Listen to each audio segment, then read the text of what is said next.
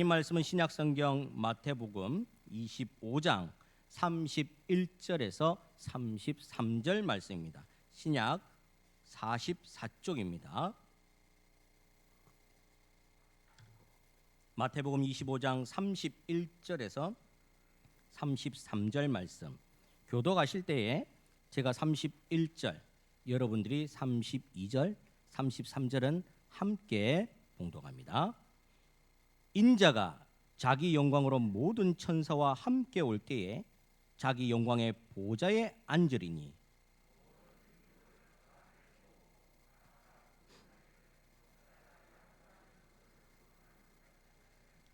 양은 그 오른편에 염소는 왼편에 두리라. 아멘. 할렐루야. 우리 한번 이렇게 옆에 계신 분들과 앞뒤로 이렇게 인사해 보겠습니다. 잘 따라해야 됩니다. 이게 미리 크리스마스입니다. 미리 크리스마스.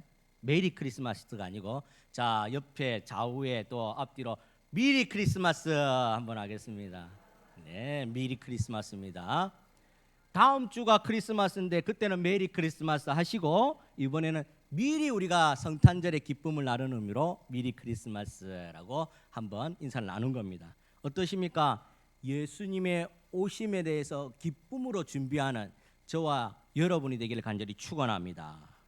오늘은 대강절, 이 4주차 성탄절을 앞둔 주일입니다. 마태복음 25장의 세 번째 비유인 양과 염소의 비유를 통해서 말씀을 함께 나누고자 합니다. 그런데 특별한 것은 이 양과 염소의 비유는 예수님의 탄생이라기보다는 예수님께서 재림하는 종말의 그때에 관한 비유라고 보시는 것이 아주 합당한 내용이고, 조금은 탄생과 거리감이 있는 듯 느껴집니다.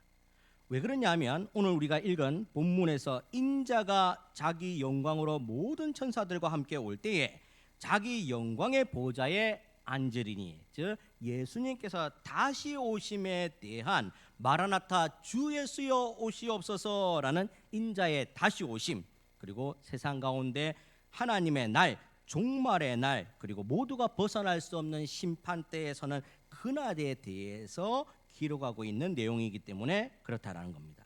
그러니 오늘 이 말씀은 종말의 때를 살아가는 우리 성도 여러분이 어떻게 살아갈 것인지에 대한 교훈, 또 주님을 사모하면서 다시 오실 이 주님에 대한 기다림에 대한 우리 성도들의 마음가짐이 어떠해야 될지에 대한 교훈이 담겨져 있다라고 생각하시면 조금 더 깊이 있게 깨달음이 있을 수 있습니다. 자, 그렇다면 왜 예수님의 탄생을 기다리는 대강절 이 시간에 이 말씀이 우리에게 주어지는가? 사랑하는 여러분, 예수님의 탄생이라는 것은 궁극적으로 모든 역사가 마무리되고 주님의 재림을 통해서 완벽하게 처음으로 돌아가는 것, 그 옛날 완벽한 하나님의 나라로 돌아가는 것, 하나님의 나라가 다시 임하는 그때와 연결지어지기 때문에 이 탄생과 종말을 연결하는 오늘 이 본문의 비유의 말씀이 우리에게 굉장히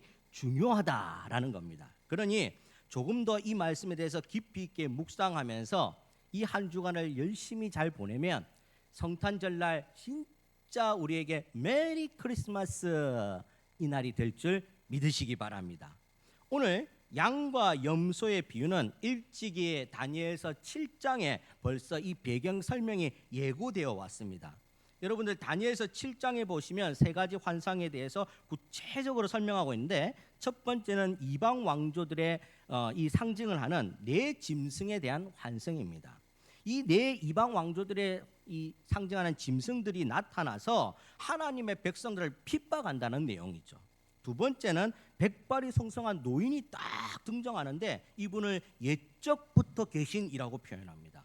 이분이 하늘 보좌에 떡하니 오르시고 천사들과 모든 자들이 그 앞에 딱 부복하는 장엄한 예배의 장면들이 나온다라는 겁니다.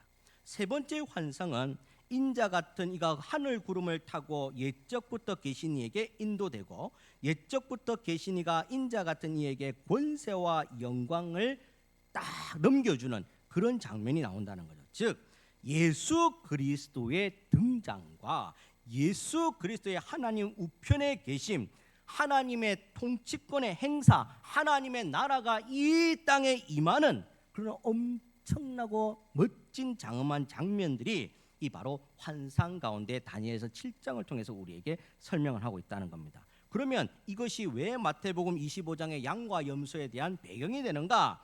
자, 여러분들, 하나님의 나라가 다시 임한다는 것, 종말의 때가 온다는 것, 예수 재림의 역사가 일어난다는 것, 이것이 바로 다니엘서 7장의 환상 가운데 우리에게 보여지는 내용이라는 거죠. 그러니 오늘 마태복음 25장 양과 염소의 비유도 종말에 관한 이야기, 하나님의 주권적 통치와 하나님 나라의 등장에 대한 이야기를 하고 있으니 두 개가 딱 연결이 된다라는 말씀입니다. 아무튼 다니엘서 7장부터 예고된 하나님의 나라, 그때가 오늘 마태복음 25장 양과 염소의 비유를 통해서 임하게 되는데, 단순히 25장의 이 내용은 하나님 나라에 임했다, 이제 끝이다, 이것만 이야기하는 것이 아니라 여기에 추가적으로 엄청난 또 비밀이, 특수한 상황이 담겨져 있다는 겁니다. 무엇인가 하면 하나님 나라가 임하기는 임하는데 누군가는 들어가고 누군가는 들어가지 못하더라라는 특수한 상황이 바로 양과 염소의 비유를 통해서 오른편과 왼편의 비유를 통해서 나타난다는 겁니다. 심판이 임하고 종말의 때가 오지만 하나님의 영광스러운 날에 들어가는 사람이 있는가 하면 그렇지 못하는 사람이 있다. 여기까지의 구체적인 설명이 이 비유를 통해서 우리에게 나타난다는 겁니다.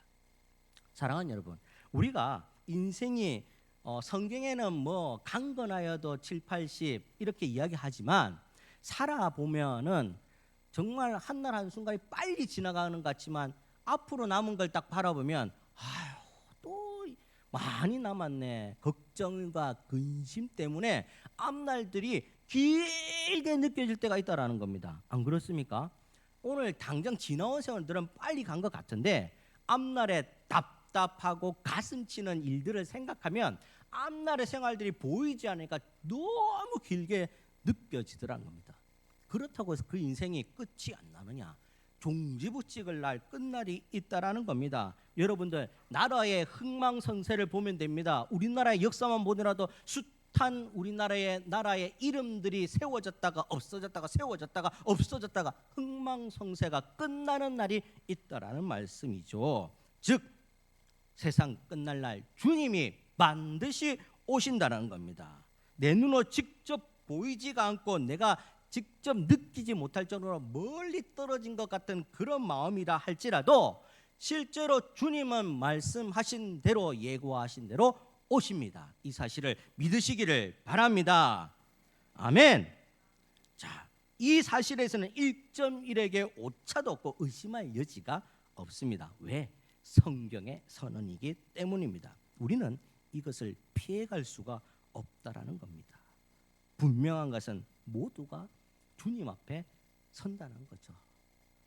서서 무엇을 하겠습니까? 지난주에 제가 한번 천국 들어가기 입성 전 짜장면집 이야기를 했는데 나는 단무지만 주더라, 나는 짜장면만 주더라, 이렇게 하면 곤란하다는 거죠. 딱 들어가기 전에 짜장면도 있지만은 짬뽕도 있고 잡채밥도 있고 탕수육도 나오고 극진히 대접받고 올라가는 사람이면 얼마나 좋겠냐는 겁니다. 우스갯소리로 이야기하지만 심판날 하나님 앞에 서는 날이 있다라는 겁니다. 이것을 늘 깨닫고 그 날들을 고대하면서 마음에 새기면서 오늘 예수님의 탄생을 기대하면 이 탄생이 얼마나 우리에게 복된지 그 옛날 목자들만 찾아가서 찬양 경배에 올려드리고 그런 날이 아니라 오늘 모두 세상 만물에는 모두가 이 탄생을 찬양하고 영광과 존귀와 감사의 찬송을 올리는 날이 되어야 된다라는 말씀입니다. 자, 그런데 왜 조금 이상한 것은 왜 이 종말의 비유를 양과 염소에 빗댔을까? 뭐 종말의 비유를 여러 군데 거창하게 이야기할 수 있지 않습니까? 거룩하신 주님께서 구름 타고 이 땅에 오십니다. 아주 멋지게 이야기할 수 있다라는 겁니다. 그런데 흔한 양과 염소의 예수님이 비해 주셨을까? 참 여기에 보시면 예수님의 깊으신 사랑이 보인다는 겁니다. 예수님의 깊으신 마음의 씀씀이가 있다는 거죠. 선생님이 초등학교 선생님이 아이들을 딱 한 20명 남짓 되는 아이들을 앉혀놓고 이야기를 선생님 수업을 합니다. 자, 여러분들 자 들어보세요. 2 곱하기 2는 무엇이죠? 4. 대답 못하는 친구도 있습니다. 아직 구구단을 못 외웠거나 아직 조금 더딘 친구들이 있어요. 자, 그러면 선생님이 2 곱하기 2라는 것은 2가 2번 되어지는 거예요. 2번 되어지는 거예요. 그러면 2 더하기 2로 착각할 수도 있다라는 겁니다. 아무리 설명해도 이해가 안 가는 친구들도 있다는 거죠. 그러면 또 선생님이 그림을 그리고 모양을 사과, 손, 발 다 써가면서 가르쳐 주더라는 거죠. 예수님이 오늘 우리가 살아가면서 이 비유를 통해서 정확하게 종말의 때를 알고 기대하면서 살아가라고 아주 쉽게 설명하기 위해서 양과 염소의 비유를 들었다는 겁니다. 당시 문화와 삶의 양식을 그대로 반영해서 우리가 알아듣기 쉽게 만들어줬다는 거죠. 당시 중동 지방은 목축업을 했습니다. 목축업. 양과 이 염소를 키운다는 거죠. 그런데 이 목축업을 하는 목자들이 양은 양대로 염소는 염소대로 키우는 것이 아니라 이상하게 하나로 같이 묶어서 양과 염소를 같이 키우더라는 겁니다. 이유가 있다는 거죠. 이 목자들이 가만히 양의 습성과 염소의 습성을 살펴보니까 같이 키워야 된다는 겁니다. 자, 양은 어떤가? 미련합니다. 미련해서 풀을 뜯고 있다가 풀이 다 뜯고 나면 없잖아요. 그러면 그대로 다른 데로 가서 풀 있는 쪽으로 가야 되는데 양은 미련해서 풀이 다 뜯고 있어도 풀이 있는 것 마냥 땅을 파고 있더라는 겁니다. 아무것도 없는데 그러다가 굶어 죽는 거죠. 목자가 데리고 가지 않으면 안 된다는 거죠. 반면에 염소는 성격이 괴팍하고 참을성이 없어요. 그러니 먹는 게 눈앞에 조금이라도 없으면 휙 따라 나가고 있는 쪽으로 달려가더라는 겁니다. 근데 희한한 것은 양은 미련해서 이걸 잘 못 느끼는데 뭔가 다른 주변에 행동이 있으면 따라가더라는 겁니다. 그래서 이 둘을 딱 키워봤더니 염소가 풀을 다 뜯고 다른 지방으로 풀을 찾아 딱 뛰어가니까 양들도 쫄쫄쫄쫄 따라가더라고요. 목자가 굳이 이리 가라 저리 가라 이리 가라 저리 가라 안 해도 아니 두 개를 같이 키우니까 효율적으로 목축이 되더라는 거죠. 그래서 양과 염소를 같이 키운 겁니다. 자, 근데 문제가 있어요. 팔레스타인이라는 이 중동 지역 자체가 밤에는 굉장히 기온이 뚝 떨어져서 춥고 낮에는 굉장히 기온이 올라가는 지역이라서 문제는 낮에는 별 문제가 없는데 밤이 되면은 문제가 된다는 겁니다. 아니 이 가축을 기를 움막 있지 않습니까? 보호해주고 따뜻하게 해줄 움막은 한정되어 있는데 이게 계속 그렇다고 해서 요것만 키울 수는 없지 않습니까? 자꾸 많아져야 되지 않습니까? 그러니 이 다 수용이 안 되더란 겁니다. 움막 안에 양과 염소 전부 다 수용이 안 되더란 겁니다. 그런데 희한한 것은 이 추위에도 밖에 내놔도 양은 양털 때문에 뚜뚜해 갖고 잘 견디더라는 겁니다. 근데 염소는 빼짝 이게 딱 움츠려 갖고 추워서 죽으려고 하더라는 거죠. 그래서 염소는 안에 움막에 들여보내고 양은 밖에 있어도 움막 문제도 해결되고 효율적으로 밤에도 관리가 되더라는 겁니다. 기가 막힌 것을 이 목자가 발견한 거죠. 그래서 이렇게 목축업을 이어가더라는 겁니다.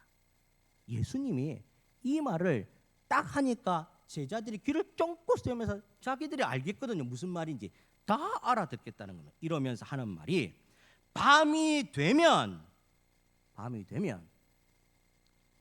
양과 염소가 갈리는 것처럼 오늘 이 땅에도 갈리는 날이 올 것이다. 이렇게 설명을 하는 겁니다. 어디는 오른편에 어디는 왼편에 서게 될 것이다. 여러분들 오른편에 이 성경에서 오른편이라는 것은 의를 상징합니다. 의, 축복을 상징합니다. 복을 나타냅니다. 그러니 이 오른편에 선다는 것은 축복의 반열에 올라간다는 거고 왼편에 선다는 것은 반대 축복과 반대는 저주의 편에 서게 된다는 겁니다. 오른편과 왼편으로 갈리듯이 그때가 되면, 예수 재림의 때가 되면, 주님 다시 오시는 그때가 되면 이렇게 갈려지게 될 것이다. 이렇게 딱 설명을 하니 깜짝 놀라게 되는 거죠, 제자들이. 그런데 제자들도 깜짝 놀랐다가 그 다음에 예수님이 25장 5절 이하의 내용을 설명하니까 조금 오해가 생기고 이상하더라는 거죠. 자, 25장 35절에서 그 이하에 어떤 내용이 나오냐면, 내가 줄일 때에 너희가 먹을 것을 주었고, 목마를 때에 마시게 하였고, 나그네 되었을 때에 영접하였고, 헐벗었을 때에 옷을 입혔고, 병들었을 때에 돌보았고, 옥에 갇혔을 때에 와서 보았느니라. 이를 예수님은 의인이라고 하더라. 종말의 때에 하나님의 나라에 들어갈 복이 있는 자라고 이야기하더라는 겁니다. 그러니 앞에 거는 쏙 다 빼먹고 실컷 설명한 양과 염소의 비유는 쏙 다 까먹고 요것만 기억하고 어떻게 합니까? 천국 가려고 하니까 착하게 살아야 되는구나, 이렇게 기억하더라는 거죠. 이 설교를 다 하고 나면 우리가 성도님 다 기억할 수가 없어요. 일주일 살아간 동안. 그래서 뭐 키포인트나 아니면 요약본이나 적용점을 가지고 우리가 기도하면서 살아가면 효과적이라고 그런 방편들을 제공하는데, 왜 그렇습니까? 앞에 거 잘 잊어먹거든요. 이거는 기억력과 관계가 없어요. 누구는 기억력이 좋아서 뭐 1년 12달 거 다 외울 것 같죠? 안 됩니다. 저도 1년 12달 52주 설교 제목 다 못 외웁니다. 사람이 똑똑해서 기억력이 좋아서 외우고 그렇지 못해서 까먹는 것이 아니라는 거죠. 지나간 건 자연적으로 잊혀지게 되고 뒤에 것만 기억날 때가 많더라는 겁니다. 그래서 오해가 생긴다는 거죠. 착하게 살면 천국 가는구나. 착한 행실을 많이 하면 하나님께서 복 준다는구나, 이렇게만 생각하다는 겁니다. 그런데 여러분들, 그렇지 않습니다. 오늘 양과 염소의 비유를 하면서 뒤에 부연 설명을 하는데 그 이유가 무엇인가? 먼저 양과 염소의 비유를 딱 해서 세상에 종말의 때가 있다, 누군가는 천국 가고 누군가는 지옥 간다, 심판을 반드시 모든 사람이 하나도 빠짐없이 1.1에게 오차없이 받게 된다, 이렇게 딱 이야기를 하고 나서 뒤에 부연 설명하는 이유는, 그러니 여기 앉아있는 나의 제자들아, 믿음을 가지고 있는 너희들아, 오늘 창원 온천교회 모든 성도님들이여, 들으시오. 예수 믿는 우리는 다르게 살아야 됩니다. 그렇기 때문에 예수 믿는 우리는 세상 사람들과 구별되어 살아야 됩니다 라는 제자도 예수 그리스도를 믿는 사람의 삶의 모습이 어떠해야 되는지에 대해서 설명을 하면서, 오늘 굶주렸을 때에 옷을 입혀주고 병들었을 때에 돌봐주고 옥에 갇혔을 때에 찾아가주는 그런 사람이 되어야 합니다라는 제자도에 대해서 말씀을 하는 내용입니다. 그러니 착한 행실을 했다고 구원받는 것이 아니라 믿음으로 먼저 구원을 얻은 이가 이렇게 제자도의 삶을 살아야 합니다라는 내용이 바로 오늘 마태복음 25장 양과 염소의 비유의 설명들입니다. 사랑하는 여러분, 저와 여러분은 2022년도 12월 18일 오늘까지 어떻게 살았을까요? 저는 여러분들 아무도 잘 모르죠. 그 속에 들어갔다 나온 주님만 아시겠죠. 그런데 우리 자신도 가만히 돌아보면 기억이 납니다. 요건 내가 좀 잘못했고, 요건 하나님 앞에 내가 진짜 잘한 것 같아. 요건 좀 저분한테 미안하고, 요거는 저분한테 정말 내가 감사함을 들어도 될 것 같아. 이런 것들이 다 있을 줄 압니다. 돌아보면 주마등처럼 생각하면 생각을 자꾸 안 하려고 해요. 왜 그렇습니까? 자꾸 생각나면 나쁜 게 먼저 생각이 잘 나거든요. 그래 되면 나쁜 거 생각나면 기분도 좋지 않고 어떻게 해야 될지 모르겠고 어떻게 해결할 점이 없으니까 생각을 자꾸 안 하려고 하는데, 잘 기억을 더듬어 보면 나쁜 것만 있는 게 아니라 좋은 것이 훨씬 더 많습니다. 여러분, 날마다 하나님 감사라는 찬양이 있지 않습니까? 예? 장미꽃도 감사, 장미꽃의 가시도 감사. 감사할 게 더 많다라는 겁니다. 숨을 쉬는 것도 공기를 주시고 산소를 주심에 감사. 제 아는 분이 저 창원 그 안에 공단의 주변에 사시다가 여기 저를 만나러 왔는데 공기가 너무 좋대요. 맑은 공기 주심에 감사. 감사. 내가 아파요. 여기도 아프고 여기도 아프고 여기도 아프고. 일어나면 삭신이 다 쑤신다고 합니다. 비가 오려고 하면 일기예보보다 우리가 더 정확할 때가 있다라는 거죠. 일기예보는 틀려도 내 몸의 그 일기예보는 정확하다는 거죠. 그런 분들도 일어나서 걸어서 교회에서 예배 드릴 수 있게 하심에 감사. 휠체어를 타는 분들은 일어나서 걷지를 못하니까 나는 어떻게 합니까? 휠체어를 타고라도 올 수 있음에 감사. 병원에 입원해서 아무것도 못하면 어떻게 합니까? 유튜브라도 볼 수 있음에 감사. 따지고 보면 1년 12달 살아온 게 나쁜 기억보다 하나님의 감사가 훨씬 더 많다라는 겁니다. 그런데도 불구하고 2023년도를 시작하는 우리의 마음가짐은 별반 좋아질 게 있겠나? 똑같겠지 뭐. 아픈 데는 여전히 아플 거고 없는 건 여전히 없을 테고 안 되는 건 여전히 안 되겠지. 이렇게 살아가면 제자도의 삶이 맞습니까? 제가 좋아하는 문구 중에 하나가 있는데 오늘보다 내일이 좋은 교회, 오늘보다 내일이 좋은 나, 이런 문구를 굉장히 좋아합니다. 제자도의 삶은 오늘보다 내일이 좋아야 됩니다.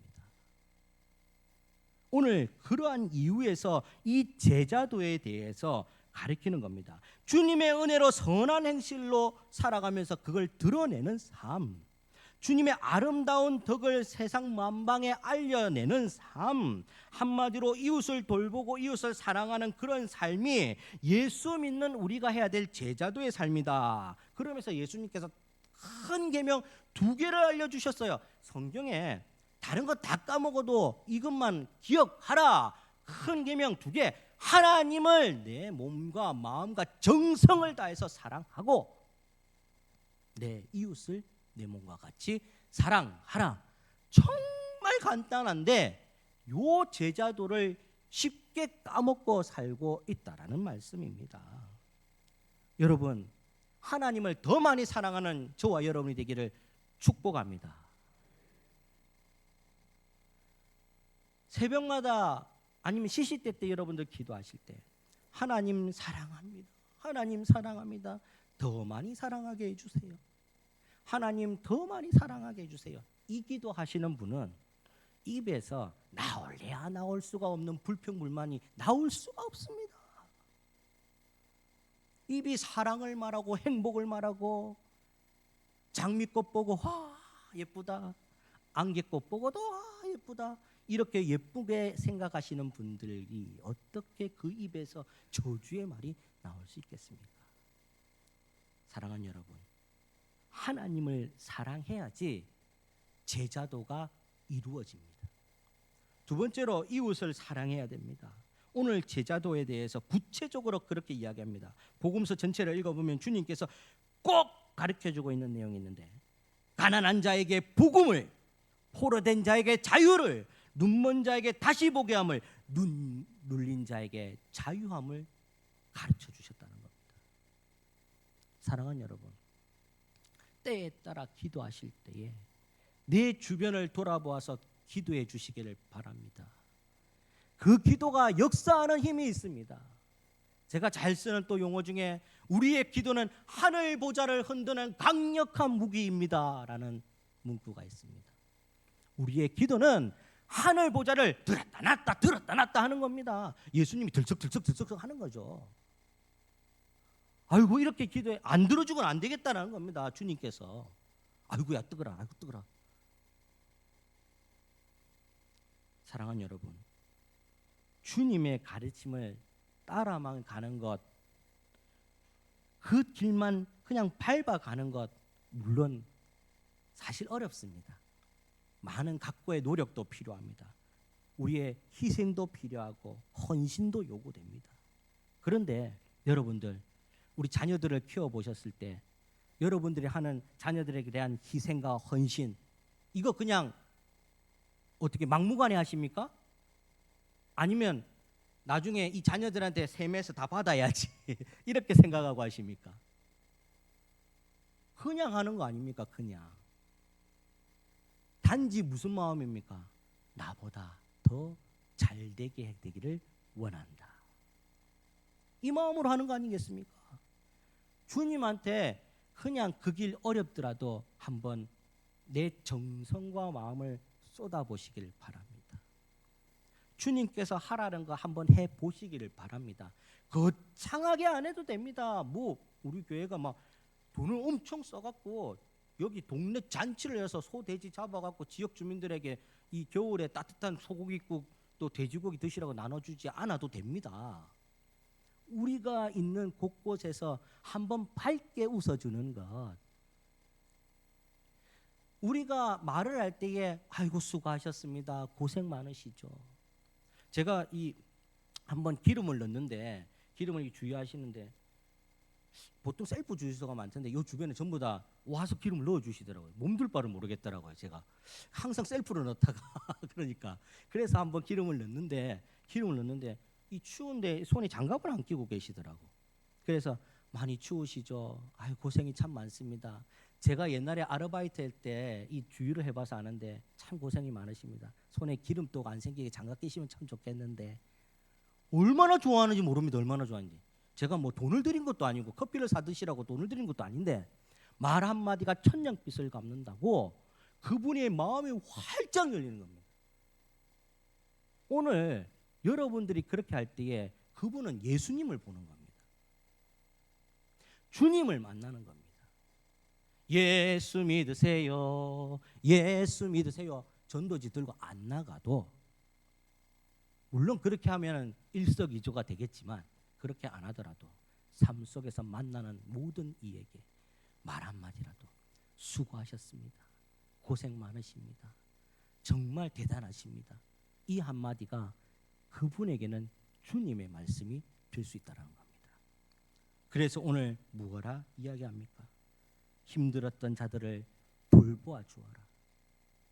아픈 자들을 찾아가 봐서 한번 보아라. 옥에 갇힌 듯이 얽매여 있는 자들에게 그 마음을 풀어줄 수 있도록 돌아보아라 라고 주님께서 가르쳐 줍니다. 많은 세상의 그리스도인들, 과거 한참 우리나라에 예수쟁이들 많다라고 통계적으로 낼 때는 1200만 명, 4800만 명 국민이 있을 때 1200만 명이 기독교인이라고 했답니다. 근데 물론 뭐 유사 기독교인도 있습니다. 이단들도 포함해서. 그런데 실제 따지고 보고 셈해보면 800만이 안 된다 할 때도 있습니다. 왜 이렇게 들쑥날쑥 그럴까요? 우리 마음이 들쑥날쑥 그립니까? 예수를 제대로 믿어야 된다는 거예요. 마태복음 7장 21절에 나더러 주여 주여 하는 자마다 다 천국에 들어갈 것이 아니요 다만 하늘에 계신 내 아버지로 뜻대로 행하는 자라야 들어갈 수 있다. 하나님 아버지 앞에 거룩한 척하면서 선지자 노릇하며 주의 이름으로 귀신을 내어 쫓는다 할지라도 진정한 믿음이 아니다라고 이야기합니다. 사랑하는 여러분, 참다운 예수쟁이 되기를 간절히 축원합니다. 오늘 그것이 아버지의 뜻대로 행하는 오른편에 있는 양과 같은 사람들입니다. 우리의 결국은 정해져 있습니다.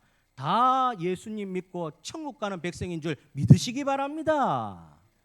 그러면 우리는 이제 주님의 제자도를 몸소 행해야 될 주의 백성들입니다. 손을 내밀어 보시기 바랍니다.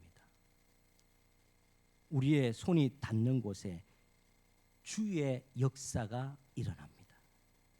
묵묵히 주변을 위해서 기도해 주시기 바랍니다. 우리의 기도가 닿는 곳이 하나님 나라가 됩니다. 오늘 이 순간에도 우리가 기도하지만 나가서 누구를 만나지 않더라도 우리가 열심히 기도해서 그 기도 소리가 메아리 쳐들려서 뭇 사람의 백성, 지나가는 사람들 백성의 마음팍에 팍 꽂힐 수가 있습니다.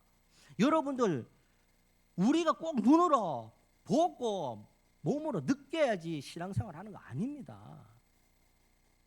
마음이 동요되어서 진정한 마음으로 주를 향해서 우리가 딱 나아가면 그릇이, 준비된 그릇에 한없는 하나님의 은혜가 채워지고 그 은혜가 넘쳐서 요셉의 가지가 담을 넘듯이 세상 가운데 넘치게 되어 있습니다.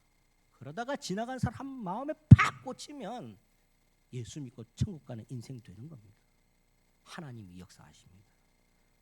사랑하는 여러분, 이 주의 선한 사역에 오른편에 서서 주님의 오른팔이 되어서 의로운 행실로 세상 가운데 빛과 소금의 역할을 감당하는 주의 귀한 백성들 되기를 간절히 축원합니다.